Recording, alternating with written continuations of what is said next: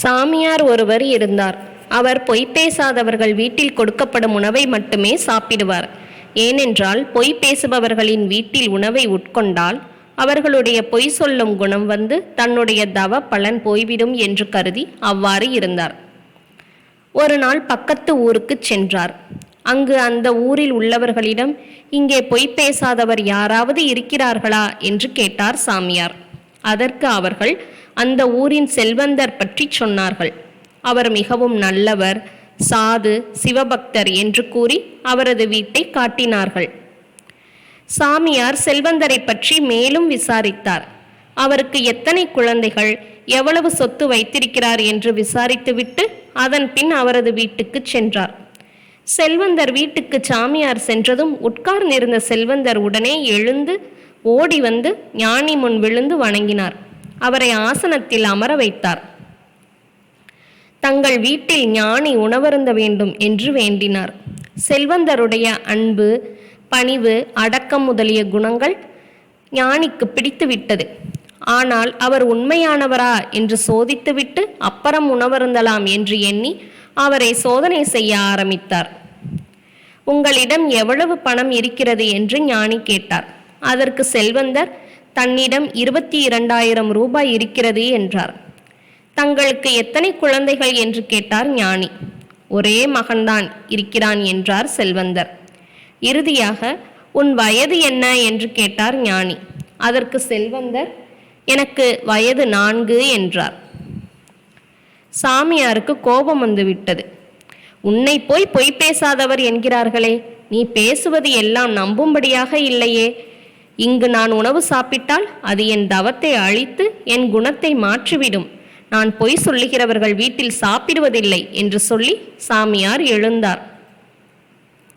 உடனே சாமியார் காலில் விழுந்த செல்வந்தர், சாமி, நான் பொய் பேசவில்லை, சத்தியமாக சொல்கிறேன்.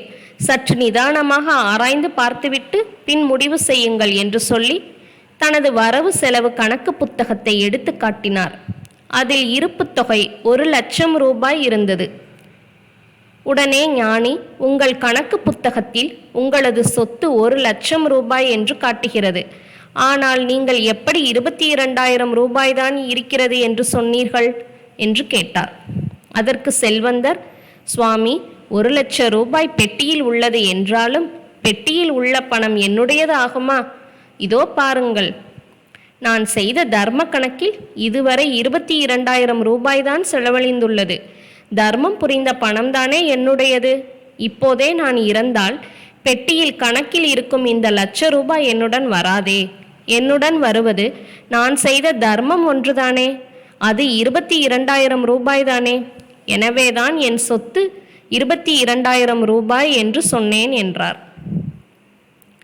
பின் ஞானி, ஊரில் உங்களை பற்றி விசாரித்தேன். அவர்கள் உங்களுக்கு 4 பிள்ளைகள் என்று சொன்னார்கள்.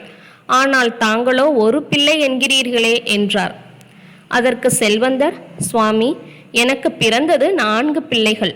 ஆனால் என்று சொல்லி மகனே நடேசா என்று கூப்பிட்டார்.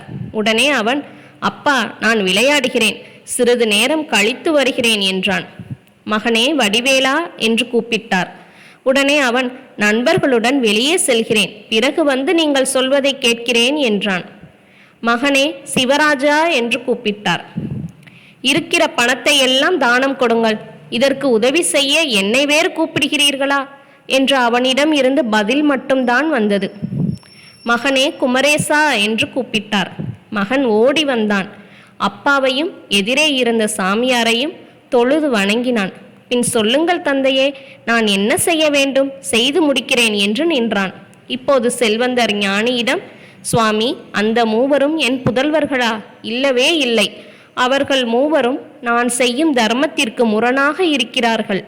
இவன் ஒருவன் மட்டுமே என்னுடைய தர்மத்திற்கு துணையாக இருக்கிறான். இவனே என் பிள்ளை என்று கருதியதால் எனக்கு 1 பிள்ளை என்றேன் என்றார். உன் வயது 4 என்றாயே, அதற்கான விளக்கத்தையும் நீயே சொல் என்றார் சாமியார்.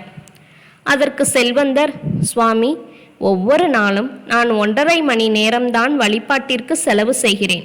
இறைவனை பற்றி நினைக்காத பேசாத நாளெல்லாம் பிறவா நாள்தானே. இறைவனை பூஜிக்கும் நேரம்தான் எனக்கு சொந்தம். அடியேனுக்கு இந்த உடம்பு பிறந்து 60 ஆண்டுகள் ஆகின்றன. 5 வயதிலிருந்து பூஜிக்கின்றேன். நாளொன்றுக்கு 1½ மணி நேரமே பூஜை செய்கிறேன். அந்த வகையில் பார்த்தால் அடியேன் பிறந்து 60 ஆண்டுகள் ஆனாலும் எனக்கு சொந்தமான வயது 4 வருடம்தான் என்று நான் கருதுகிறேன். சரியா சுவாமி என்று வணங்கி நின்றார். நீங்கள் சொல்லுவது உண்மையிலும் உண்மை. தர்மம் செய்த பணம்தான் ஒருவனுக்கு சொந்தம். தாய் தந்தை செய்கின்ற தர்மத்திற்கு உதவி செய்பவர்கள், அவர்களின் தர்ம கருத்தை கேட்பவர்கள்தான் உண்மையிலேயே மகன் மகள் ஆவார்கள். இறைவனுக்கு பூஜை செய்த நேரமே ஒருவனின் நேரம். ஆகவே உங்கள் வீட்டில் உணவு உண்பதில் நான் மகிழ்ச்சி அடைகிறேன் என்று வாழ்த்தினார் சாமியார்.